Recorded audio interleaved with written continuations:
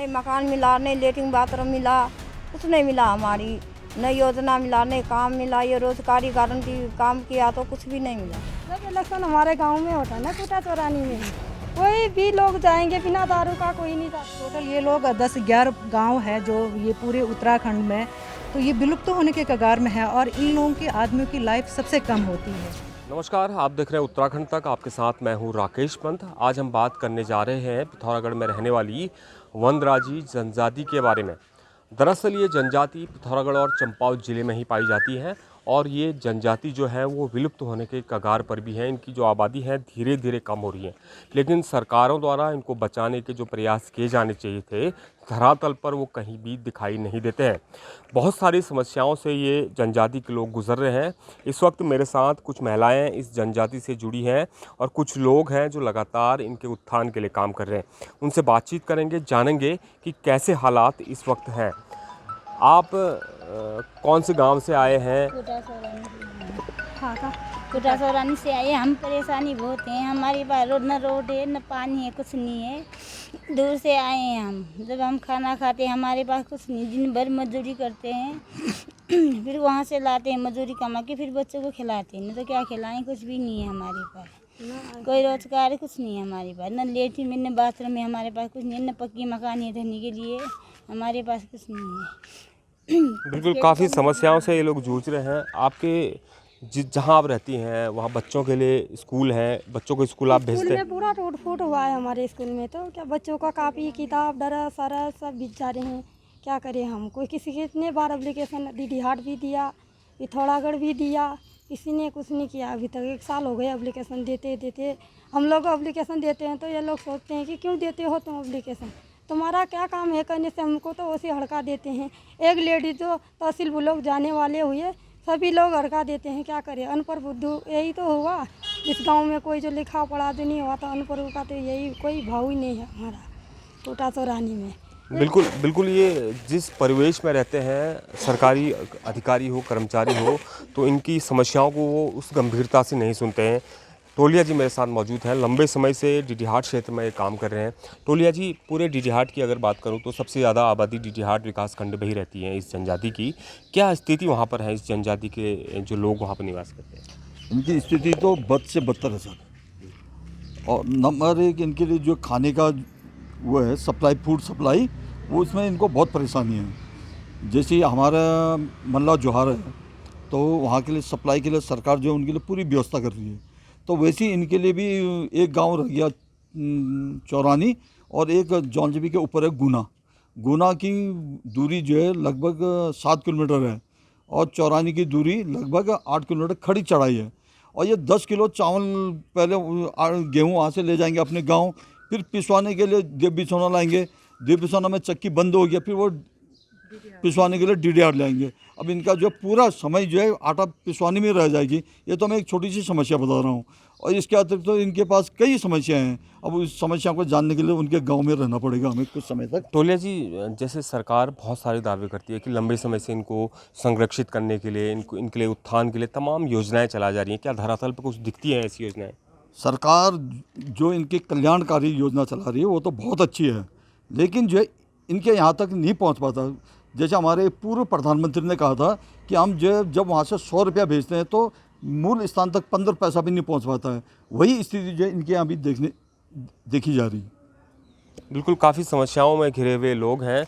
एक महिला जो इनके उत्थान के लिए कुछ वक्त से काम कर रही हैं, आपका शुभ नाम, किस तरीके से आप इनके उत्थान के लिए काम कर रही हैं? अच्छा, मैं पूजा जंगपांगी जोहार सामाजिक सांस्कृतिक समिति की अध्यक्षा हूँ बागेश्वर की। तो मैं डीडीहाट आते रहती हूँ, डीडीहाट में मेरा घर है। तो मुझे पता चला कि इन जनजातियों की हालत, राजी जनजाति जो आदिम जनजाति के नाम से भी भारत सरकार ने इनको एक नाम दे रखा है, और उनके यहाँ जाने की मेरी बड़ी इच्छा थी। तो मैं गई, अपने साथ नवीन टोलिया हो गया, नरेंद्र सिंह रावत और हमारे गंगा सिंह पांगती जी समाज सेवकी है, तो उनके साथ हम लोग गए। तो हमने इनकी स्थिति जानी, तो वहाँ की स्थिति बहुत ख़राब थी, बहुत दयनीय, और कुपोषण का शिकार है ये लोग सबसे ज़्यादा। रोज़गार नहीं है इन लोगों की, और शिक्षा के प्रति ये लोग बिल्कुल जागरूक नहीं है। स्वास्थ्य तो इनका ख़राब है, ये बेरोज़गारी सबसे ज़्यादा है इन लोगों में। तो इनकी शौचालय, जैसे ये लोग शौचालय की भी नहीं है, रोड, बिजली, पानी, सारी मूलभूत जो सुविधाएं मिलनी चाहिए थी इन लोगों को तो पहुंच नहीं पा रही है। तो हम सरकार से अपील करते हैं कि इन लोगों को आए, इन लोगों को देखें, इनको विलुप्त हुई जनजाति को बचाएं। ये करीब हमारे पूरे उत्तराखंड में 150 करीब लगभग 200 परिवार है जो मैंने अभी यहाँ, और ये कुमाऊँ में 9 गाँव है, मैंने इसको पूरी स्टडी कर ली। 9 गांव है, 9 गांव में कम से कम 150 परिवार है, और एक गांव है चंपावत और एक गांव है खटिमा में। बस इतनी टोटल ये लोग 10-11 गांव है जो ये पूरे उत्तराखंड में, तो ये विलुप्त होने के कगार में है। और इन लोगों की आदमियों की लाइफ सबसे कम होती है, 30 से 40 साल की उम्र में ये लोग निकल लेते हैं, और औरतों की उम्र कम से कम 50 से 55-60 के बीच में होते हैं। तो ये सबसे ज़्यादा कुपोषण है, आदमी लोगों में थोड़ा नशा है और बेरोज़गारी है, शिक्षा नहीं है। तो ये मैं सरकार से अपील करती हूँ, हमारे भारत सरकार है, हमारे उत्तराखंड राज्य सरकार, मुख्यमंत्री तक, तो इन लोगों के लिए और संरक्षण के लिए कदम उठाए जाए, इन लोगों को बचाया जाए। विलुप्त होने के कगार में है इनकी जनजाति। तो और मैं आपके चैनल के माध्यम से और इन लोगों की अपील करती हूँ कि इनको मूलभूत सुविधाएं मिलनी चाहिए। बिल्कुल, विलुप्त हो रहे इस जनजाति को बचाने की आवश्यकता है। आपके यहाँ, आप कौन से गांव से हैं, क्या क्या परिस्थिति है अभी, रोज़गार के क्या साधन है, किस तरीके से आप जीवन यापन करते हैं? हम जमतरी कंतोली गांव से हैं। बच्चों का सर्टिफिकेट बनाना है, बच्चों का वजीफा भी नहीं आया है, स्कूल में लगाने का प्रॉब्लम हो रहा है, आधार कार्ड नहीं बना, इस वजह से हम यहाँ आए हैं कुछ होने के लिए। आपके जो परिवार के सदस्य हैं, क्या रोज़गार हैं, क्या काम करते हैं? कुछ काम ये थोड़ा लेबरी करते हैं, सुबह लेबरी करते हैं, शाम को आटा ला के खाते हैं। बच्चों का पैसे नहीं पहुँचता है तो कैसे बनाएं हम? मार्केट भी बहुत दूर है, तहसील भी बहुत दूर है, डीडीहाट आने के लिए समस्या है बहुत ज़्यादा। सरकार से कोई आदमी, प्रशासन से कोई मदद मिलती है आपको? सर नहीं मिला आज तक, तो थोड़ा खेती का किसान से थोड़ा हमेशा साल भर में एक बार मिलता है, बस हो गया, और कुछ भी नहीं मिलता। काम करते हैं मंडी का में, ये पैसे ही नहीं मिलते, खाते में भी नहीं आते, खाली बोलते आगे आगे। हम कितनी बार चले गए, कुछ भी नहीं होता है हमारे खाते में, पैसे नहीं पड़ते। जब चुनाव होते हैं, वोट देने जाते हैं, क्या कहते हैं नेता लोग? कुछ नहीं कहते, हमको वोट दे दो कहते हैं, कुछ नहीं योजना मिला अभी तक नहीं।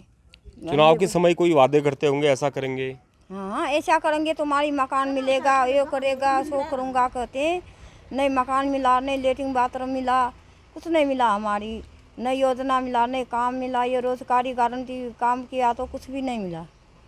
बहुत परेशान ये लोग हैं। क्या आप कुछ कहना चाह रहे हैं, बताइए, क्या कह रहे हैं? जब इलेक्शन हमारे गांव में होता है ना, कोटा चौरानी में, कोई भी लोग जाएंगे बिना दारू का कोई नहीं जाते, वहाँ दारू के पेटी उड़ाते हैं। हमारे जैसे लोग को दारू पिलाते, हमको 200-300 रुपये दे के हमको वोट दो कहते हैं वो लोग।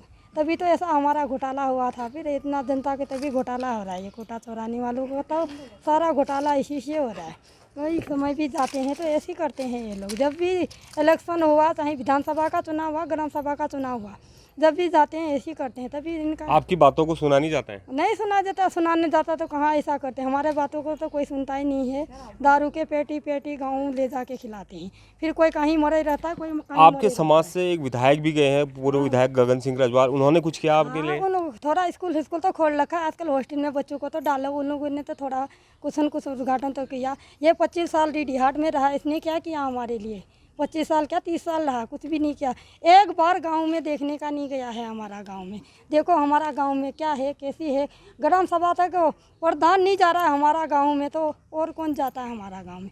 न पटवारी जाता है, न प्रधान जाता है हमारा गांव में, न विधायक जाता है। जिस समय में रिपोर्ट करते हैं तो उसी समय में तुम लोगों ने क्यों किया कहने से हमारे गाँव में जाते हैं।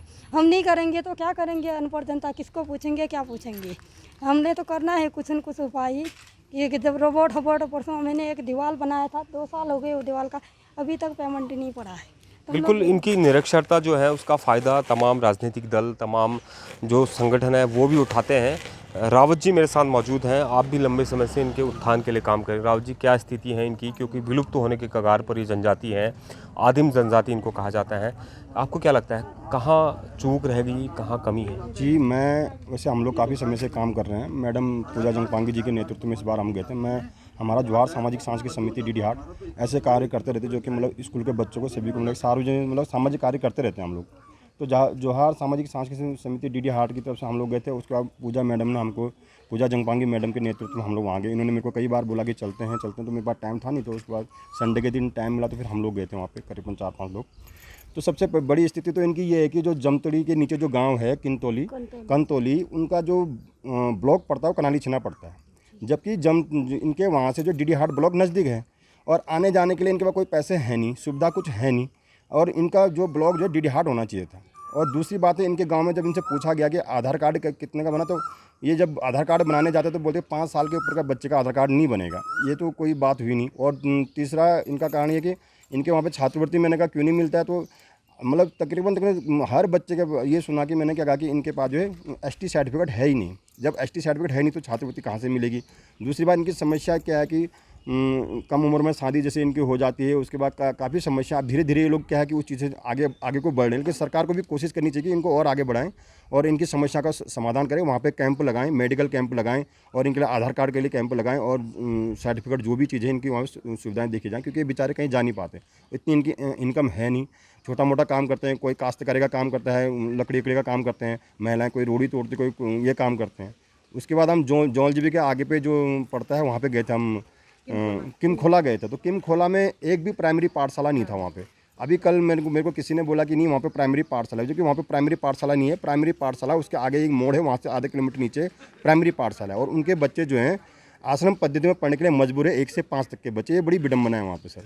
तो इस समस्या को जो है सरकार जो है सॉल्व करना चाहिए, मतलब उनके हित में कार्य करना चाहिए। जैसे कि ऊपर से बजट आ रहा है, जो भी सीधे इन तक पहुँचे, मकान बना के दे इनको सब कुछ। इनके गाँव में एक भी सुलभ शौचालय नहीं है, सबसे बड़ी समस्या ये है। जबकि इनके गांव में हर गांव में सुलभ शौचालय, प्रधानमंत्री की तरफ से इनको रुपया मिला था मकान बनाने के लिए 1,30,000 रुपये इनको मिले हैं। 1 लाख रुपये पता नहीं कहाँ गए हैं, इनकी ये समस्या है सर। बिल्कुल, ये बहुत बड़ी समस्या आपने बताई कि इस जनजाति के जितने भी गांव हैं उनके पास आज तक अपना एक शौचालय तक नहीं है। सरकार तमाम दावे करती हैं विकास के, धरातल पर वो कहीं दिखता नहीं है। और आदिम जनजाति के रूप में पहचाने जाने वाली राजी जनजाति के लोग आज भी विकास की राह देख रहे हैं। पिथौरागढ़ से मैं राकेश पंत, उत्तराखंड तक।